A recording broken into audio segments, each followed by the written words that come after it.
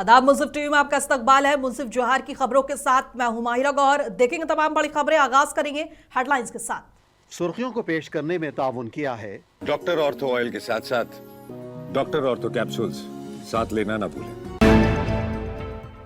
झारखंड विधानसभा का पंचम बजट सत्र लगातार जारी। विधायक प्रकाश राम के सवाल पर मंत्री योगेंद्र प्रसाद ने दिया जवाब।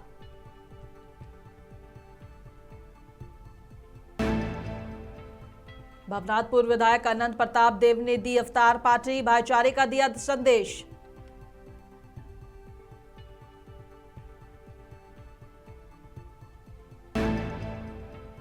रांची में ट्रैफिक पुलिस ने चलाया जागरूकता अभियान। सड़क सुरक्षा और यातायात नियमों के पालन की लोगों से की अपील।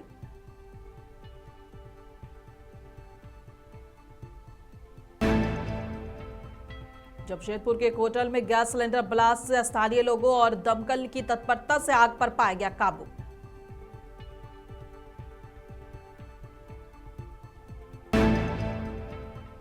जमशेदपुर पुलिस ने गांजा तस्करों को किया गिरफ्तार। मानगो बस स्टैंड से भारी मात्रा में नशा बरामद।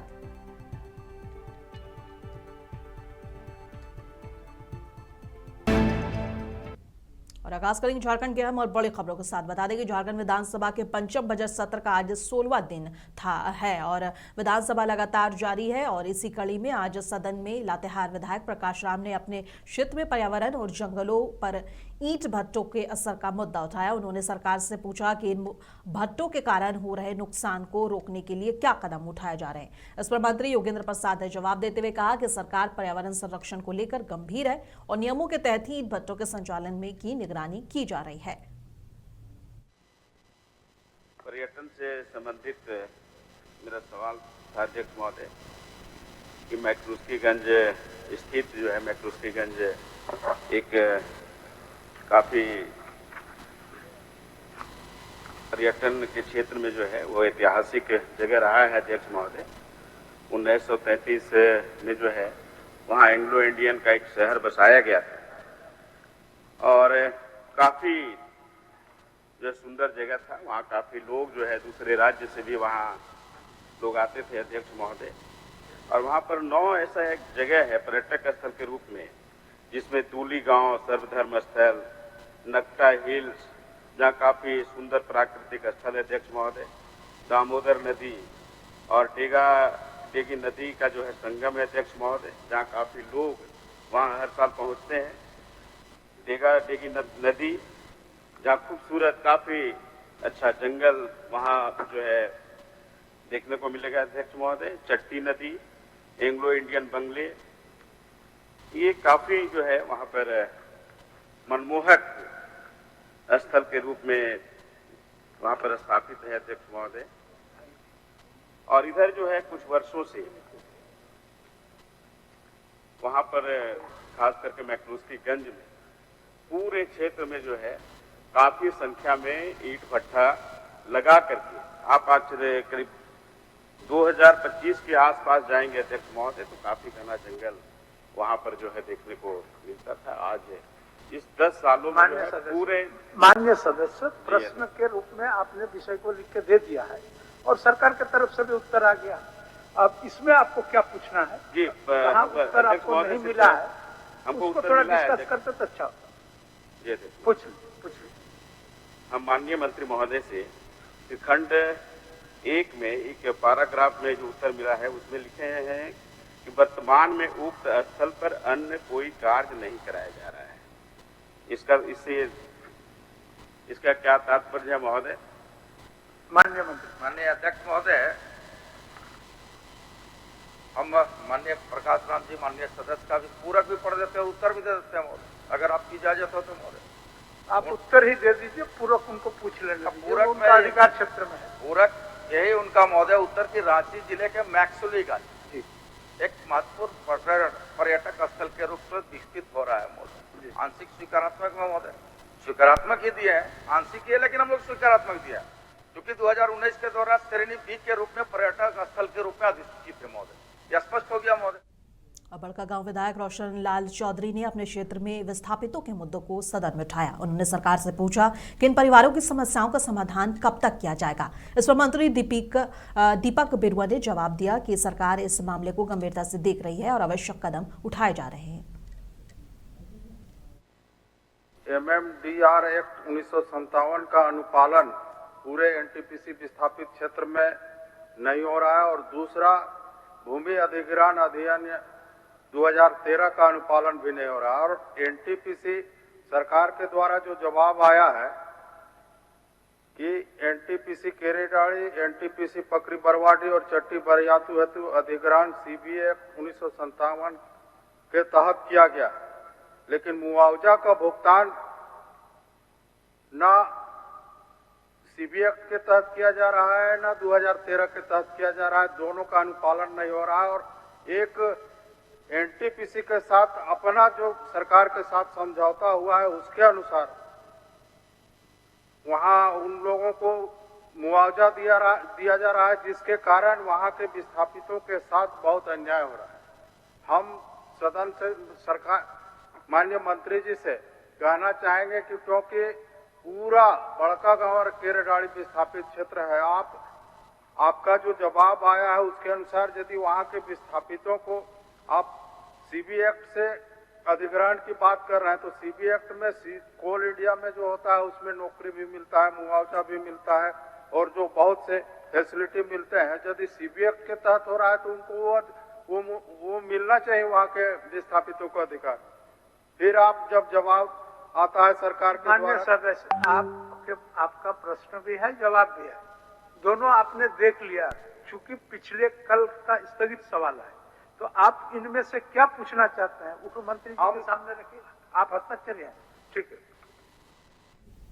और सदन सिल्ली विधायक अमित कुमार ने अपने विधानसभा क्षेत्र की सड़कें खराब होने का मुद्दा सदन में उठाया। उन्होंने सरकार से पूछा कि सड़क सुधार का काम कब पूरा होगा। इस पर नगर विकास मंत्री सुदिव्य कुमार ने जवाब देते हुए कहा कि सड़क निर्माण और मरम्मत का काम नियम अनुसार प्रगति पर है और जल्द पूरा किया जाएगा। प्रश्न का जवाब आया है और ये प्रश्न ग्रामीण कार्य विभाग और पथ निर्माण विभाग से संबंधित है महोदय। वर्तमान समय में ग्रामीण कार्य विभाग की जो सड़क है बांकू से एडरम हाथू का रोड, जिसकी लंबाई 5.67 किलोमीटर की है महोदय, जो आज जीर्ण शीर्ण अवस्था में है। और ये इतनी महत्वपूर्ण रोड है महोदय जो सोनाहतू पूर्वी को सोनाहतू पश्चिमी से जोड़ती है, जिसमें 7 पंचायतों को अगर हम देखें तो भौगोलिक अनुकूल जो रोड हमारी बनती है वो ये रोड है महोदय। और इस रोड में ग्रामीण कार्य विभाग के द्वारा 2.20 किलोमीटर इसके सुदृढ़ीकरण का कार्य हुआ है महोदय। इस पर विभाग का जो जवाब आया है महोदय, उस पर कहा गया कि आने वाले दिनों में डीपीआर तैयार की गई है, तकनीकी स्वीकृति दी गई है। आने वाले दिनों में ग्रामीण कार्य विभाग से अनापत्ति प्रमाण लेते हुए आने वाले जो वित्तीय हमारे जो उपलब्धता होगी उसके आधार पर हम इस रोड को पीडब्ल्यूडी में कन्वर्ट करते हुए उस पर हम काम करेंगे। महोदय, मेरी ये जिज्ञासा है और साथ साथ में अभिलाषा भी है। हम ये चाहते हैं जानना आपके माध्यम से महोदय कि आखिर ये एनओसी की प्रक्रिया कब तक पूरी कर ली जाएगी। गढ़वा के भवनाथपुर में रमजान के पवित्र महीने के मौके पर विधायक अनंत प्रताप देव ने अपने आवास पर इफ्तार पार्टी का आयोजन किया। इस कार्यक्रम में अलग अलग समुदाय के लोग, जनप्रतिनिधि और सामाजिक कार्यकर्ता बड़ी संख्या में शामिल हुए। बता दें कि अजान के बाद सभी रोजेदारों ने एक साथ रोजा खोला और देश प्रदेश में अमन, शांति और तरक्की के लिए दुआ मांगी। इस मौके पर विधायक अनंत प्रताप देव ने कहा कि रमजान का महीना इंसानियत, त्याग और भाईचारे का संदेश देता है। ऐसे आयोजन समाज में आपसी सौहार्द और एकता को मजबूत करते हैं। कार्यक्रम में मौजूद लोगों ने एक दूसरे को रमजान की मुबारकबाद दी और समाज में शांति और भाईचारे को बनाए रखने का संकल्प लिया। और जमशेदपुर में रमजान के पवित्र महीने में टेल्को थाना शांति समिति के द्वारा इफ्तार पार्टी का भव्य आयोजन किया गया। टेल्को थाना शांति समिति के द्वारा यह कार्यक्रम का आयोजन किया गया था और जहां बड़ी संख्या में सभी समुदाय के लोग इस इफ्तार पार्टी में शामिल हुए और भाईचारे का संदेश दिया। वहीं पूर्व राज्य महिला आयोग के अध्यक्ष कल्याणी शरण और डीएसपी मनोज ठाकुर, सीटीएसपी सुनील चौधरी समेत कई लोग शामिल हुए। जी, ये टेल्को थाना शांति समिति की तरफ से रमज़ान के मुबारक महीने में इफ्तार पार्टी का आयोजन किया गया और ये इसलिए किया गया, इसका उद्देश्य था कि सर्वधर्म समन्वय, सर्वधर्म समभाव, हिंदू, मुस्लिम, सिख, ईसाई सब एक दस्तरखान पर बैठ के, एक टेबल पर बैठ के इफ्तार करें। इससे भाईचारा बढ़ेगा, मोहब्बत बढ़ेगी। और आपने देखा कि यहाँ हिंदू, मुसलमान, सिख, ईसाई सभी समाज के लोग उपस्थित थे। और रमज़ान का एक पवित्र महीना है, त्याग और तपस्या का महीना है। और इसमें जैसे हम लोग रोज़ा रखते हैं, रोज़ा इसलिए रखा जाता है कि लोग गरीबों की भूख को समझ सकें।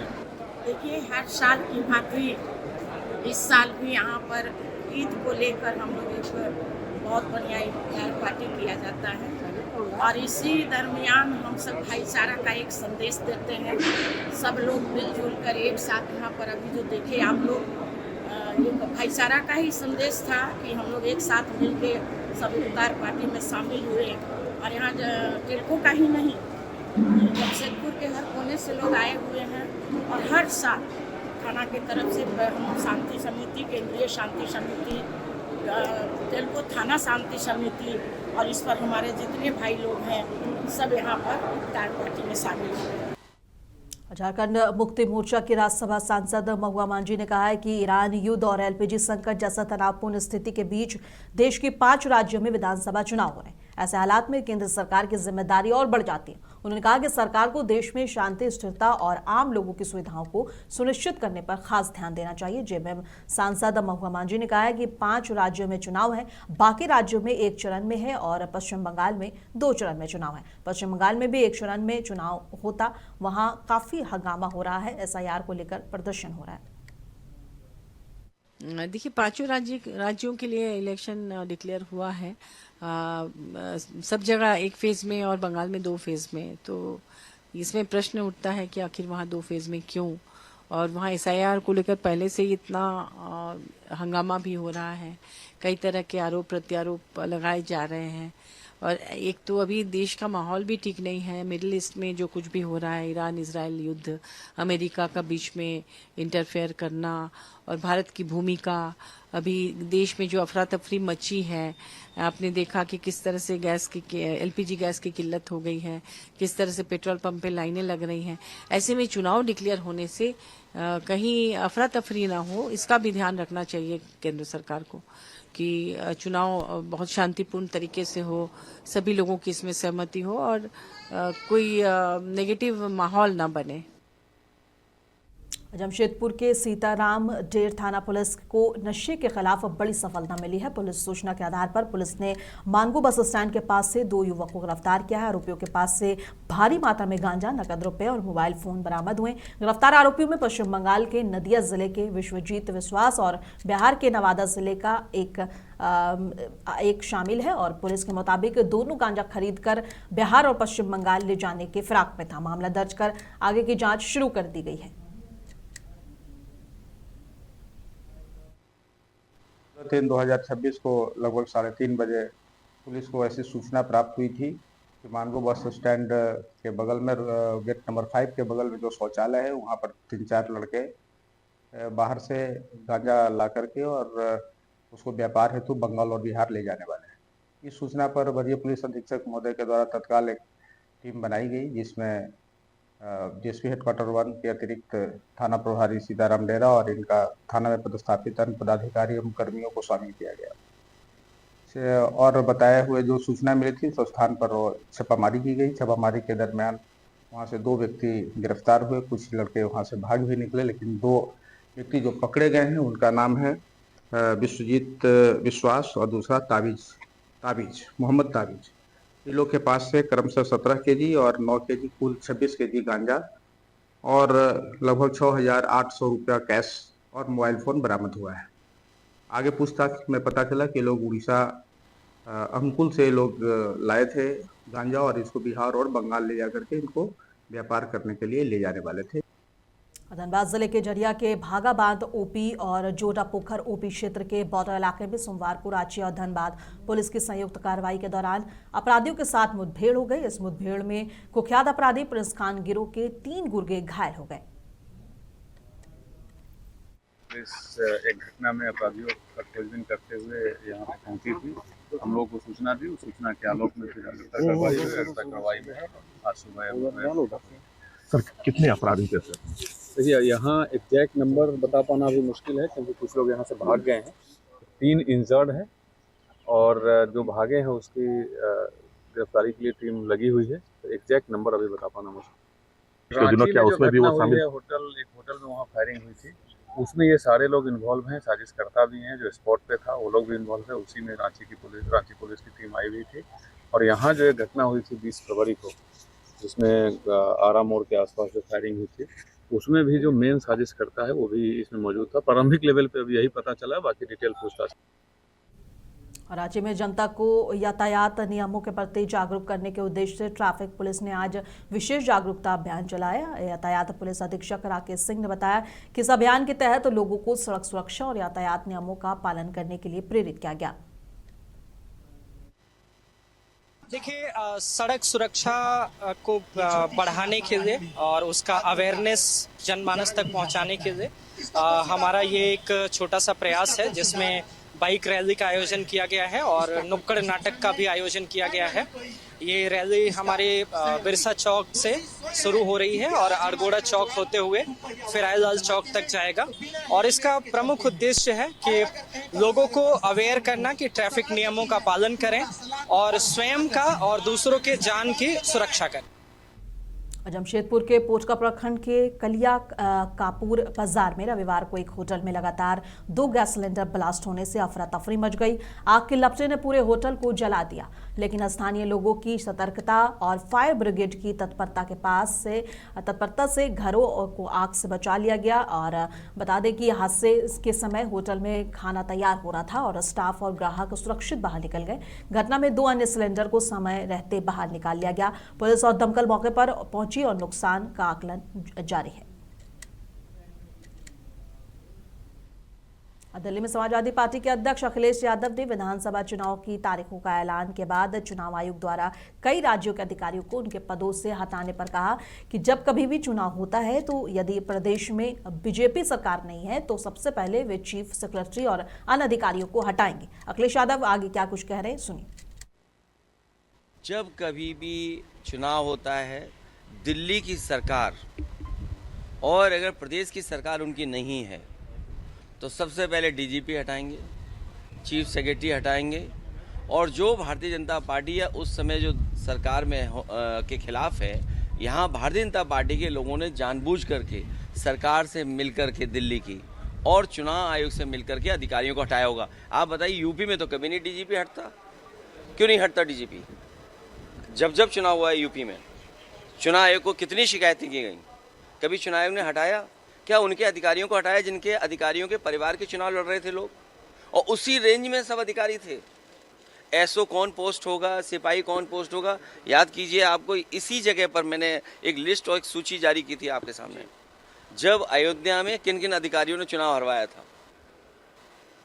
तो चुनाव आयोग भारतीय जनता पार्टी के इशारे पर काम कर रहा है, ये बात खुली हुई है, सब जानते हैं, आपके कैमरे जानते हैं, आप जानते हो, पूरा देश जानता है कि चुनाव आयोग बीजेपी के इशारे पे काम कर रहा है। मैंने फॉर्म 7 पकड़ा, हमारी पार्टी के कार्यकर्ताओं ने एक दशरथ को पकड़ा जिसने न जाने कितने फॉर्म 7 से कटवाने के लिए वोट दिए थे। हमारे नगर अध्यक्ष से हमारा ही वोट कटवा दिया। झांसी में शिया धर्मगुरु मौलाना यासूब अब्बास से मुंसिफ टीवी के नुमाइंदे सुल्तान आब्दी ने ईरान अमेरिका जंग को लेकर खास बातचीत की। मौलाना ने कहा कि अमेरिका और इजराइल ने जबरदस्ती ईरान पर जंग थोपी है। उन्होंने आरोप लगाया कि ईरान के सुप्रीम लीडर और मासूम बच्चियों की शहादत पर भारत सरकार ने अफसोस तक जाहिर नहीं किया। साथ ही कहा कि हालात को देखते हुए ईद सादगी से मनाई जाएगी और शिया इमाम बाड़ों को निशाना बनाए जाने का भी उन्होंने विरोध किया। इस वक्त मौजूद हैं शिया धर्मगुरु जनाब यासूब अब्बास साहब के साथ, जिनका झांसी आगमन हुआ है। इस वक्त के दौर को देखते हुए जो ईरान और अमेरिका इसराइल की जंग चल रही है, उसको लेकर उनसे जानना चाहेंगे कि आखिर उनका नज़रिया क्या है। देखिए, हमारा नज़रिया जो ऑल इंडिया शिया फैसला बोर्ड का नज़रिया है, वो हिंदुस्तान के हर शिया का और हर मुसलमान का नज़रिया है। पूरी मुस्लिम उम्मत और पूरा शिया समुदाय पूरी तरीके से ईरान के साथ है। अमेरिका और इसराइल के भरपूर तरीके से विरोध कर रहा है। क्योंकि ईरान के ऊपर ये जंग थोपी गई है। ईरान डिफेंस मोड में खड़ा है। ईरान ने अटैक नहीं किया। जब उसके ऊपर हमला हुआ तो जिसके अंदर आयतुल्लाह सैयद अली खामनाई साहब की शहादत हुई, फिर ईरान ने ये मैसेज दे दिया है अमेरिका और इजराइल को कि हम आखिरी गोली और आखिरी इंसान तक के लड़ाई लड़ेंगे। या तो हमें फतह मिलेगी या हम शहीद होंगे। जिस तरीके से अमेरिका द्वारा मासूम बच्चियों को शहीद किया गया, ये इसको लेकर अब तक किस तरीके के बयान जारी हो रहे हैं, क्या कहना चाहेंगे? देखिए, पूरा मुस्लिम वर्ल्ड और पूरा जहां अमेरिका में एक आदमी की जान की बड़ी कीमत है, सवाल ये है कि उन मासूम बच्चियों के ऊपर किसी ने कोई अफसोस नहीं किया, किसी की तरफ से कोई बयान नहीं आया कि ये बिल्कुल गलत हुआ है। जिस तरीके से 160 से ज़्यादा मासूम बच्चियां जो घर से तैयार होकर स्कूल गई थी, उनको पूरी तरीके से शहीद कर दिया गया और मिसाइल गिरी और उसके अंदर पूरी बिल्डिंग तबाह बर्बाद हुई और सारी बच्चियां शहीद हो। झांसी में पुलिस ने चोरी की बड़ी वारदात का खुलासा करते हुए मुठभेड़ के बाद 2 शातिर चोरों को गिरफ्तार कर लिया।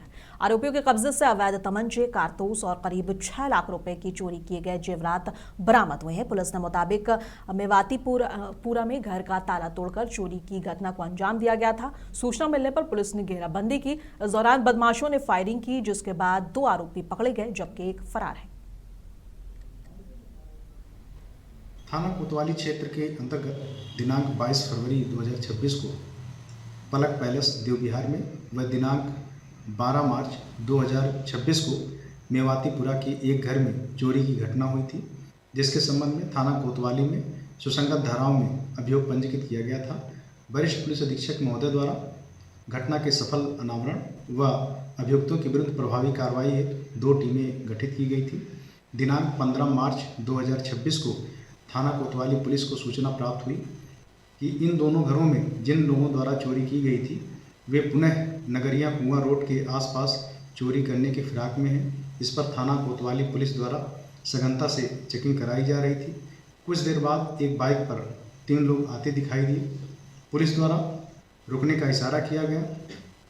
इस पर तीनों लोग भागने की कोशिश करने लगे। पुलिस द्वारा जब घेराबंदी की गई तो इन लोगों द्वारा पुलिस पार्टी पर जान से मारने की नीयत से फायरिंग की गई। पुलिस द्वारा आवश्यक बल प्रयोग करते हुए 2 लोगों को गिरफ्तार किया गया, जिसमें एक का नाम दीपक उर्फ संजय और दूसरा नदीम जो मध्य प्रदेश के रहने वाले हैं। एक अभियुक्त नहीम जो फरार हो गया है। इन 2 लोगों को गिरफ्तार किया गया है। इनके पास से 2 अवैध तमंचा 315 बोर, 2 खोखा कारतूस, 2 जिंदा कारतूस, 1 बाइक, 24 बिछिया, 2 लक्ष्मी गणेश की मूर्ति, 6 पायल, 1 कान का टप्स, 2 कान की झुमकी, 5 अंगूठी, 6000 रुपये और 1 लोहे का राड बरामद किया गया है। 2 लोगों को गिरफ्तार कर माननीय न्यायालय के समक्ष पेश किया जा रहा है। इस प्रकरण में अन्य विधिक कार्रवाई की जा रही है।